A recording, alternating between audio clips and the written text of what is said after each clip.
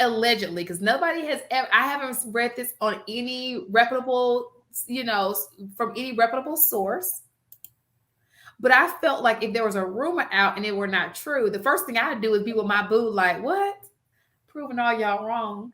But I have not seen that either. So, the rumors may have some truth to them, maybe not. But anyway, what if it did happen? How do you guys feel about that with the Steve Harvey thing and Marjorie? I mean,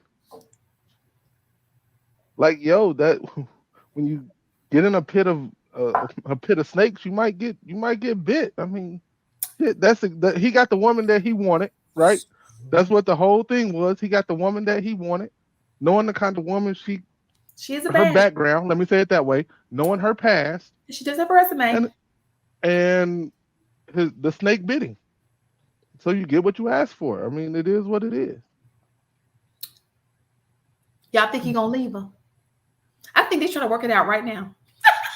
So man, as much cheeks as he's clapped, like, I mean, I don't.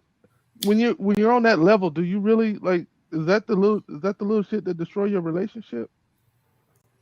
Well, I don't think it'll destroy your relationship if it's him the one that's getting cheeks, but in this instance, apparently it was her getting them cheeks. So, yeah, let's just be honest. Let's look at the dynamic of this relationship. Yes, he's the moneymaker, but I think she has full control over his mind. Like, I could just tell he's just so into her that I think that he's gonna probably work it out. I think he's hurt.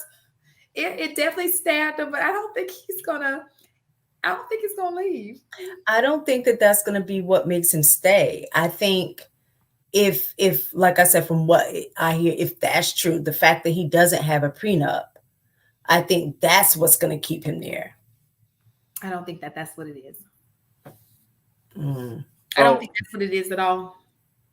So, in my opinion, I think that Steve Harvey is a greater indicator of something else, right? So there's some women that will never respect you, and a lot of it could be with the men that they dated before you. So if she looked at those other men, like, you know how the dudes would be like, oh, I'm an educated lame versus the so-called street niggas or whatever.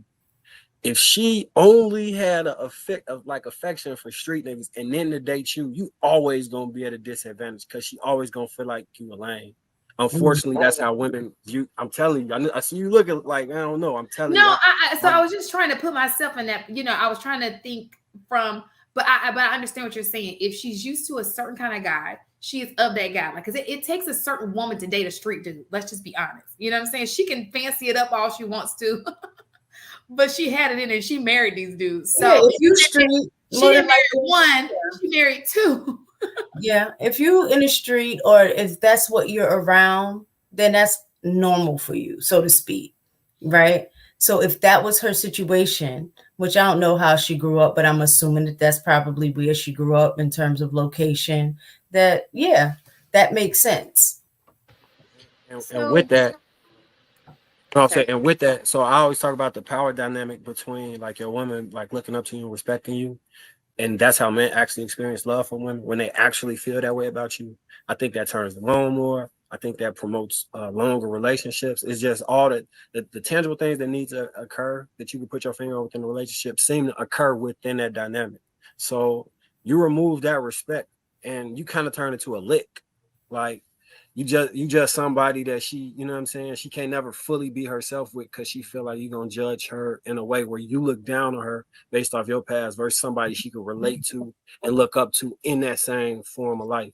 So I see you making a face. Okay, so let me just say this. I think that, Enos, let me go ahead and say your point and I'm going to say what I had to say. Go ahead, because I know you were waiting for Mark.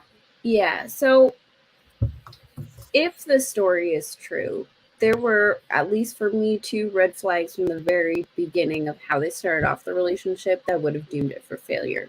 One, if I'm not mistaken, they met while he was already married to his first wife. I don't know too many women, second, sure, whatever, right? He was married. I don't know too many women that feel secure in a relationship where they feel like they took another woman's man. Already there, you're starting it off on shaky ground. The second thing is when he approached her, she told him, "You don't make enough money for me to get with you. You go figure that out and come back." And he did that. And that creates a dynamic in which she calls the shots. Mm-hmm. Even though he became successful, he's a quote unquote high value man and all of this stuff, there's still that power dynamic where she gets to dictate how the relationship goes. Sure, that works sometimes. I'm sure in the dynamics she's used to, that would never fly. With the men that she chose in the past, they would just tell her to go sit down somewhere and mind her business, and that would have been that. But she picked somebody who would take to her beck and call, right?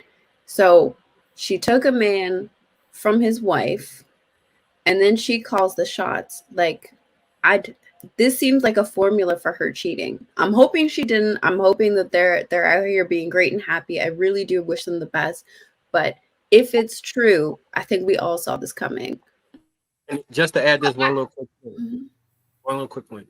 So the dude that allegedly, if it's true, he a street dude that was a pimp. Like, he from the streets, according to the rumor mill or whatever. He was an ex-pimp, which gonna give him a certain amount of authenticity to her previous life. I just wanted to add that.